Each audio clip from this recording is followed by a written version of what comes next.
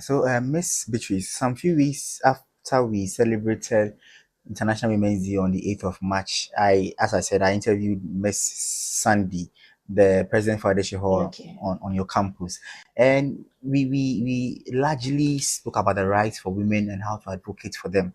And on that, I remember that day, I was also arguing that if we are saying we are projecting women, presenting women out there, we tend to sideline and put the men at the back. Then we can now project the women to head over us, for better want of words. What do you make of that assertion that we are projecting women too much, and yes, so it turns that we are forgetting or sidelining men, the male? What do you make of? Do you jump on that assertion, or you But think it's can you no? give me instances where they had sidelined men? I don't know, madam. I don't know, but definitely No, when it happens, it you because feel you'll be exactly in sidelined. a way.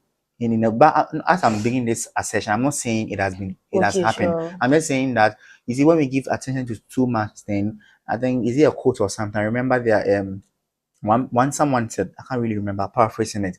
It says that we do a lot of things, and whatever challenge you are going through, give Mhm. attention to everything. But if you give attention to one thing, that thing give attention to becomes more solution oriented, solve, and then the other one lacks. So comparing it or bringing it to the topic we are discussing right now, if we lay emphasis project our women, which I have no qualms about, I also support the projection of them. But Okay, what happens to the guys, or what is left to the guys? I'm not saying it has happened. But I'm okay, saying if we do that and it happens, or what do you make of this assertion? okay. So I think this assertion about what you are saying, I don't think we are sidelining the men from my point of view.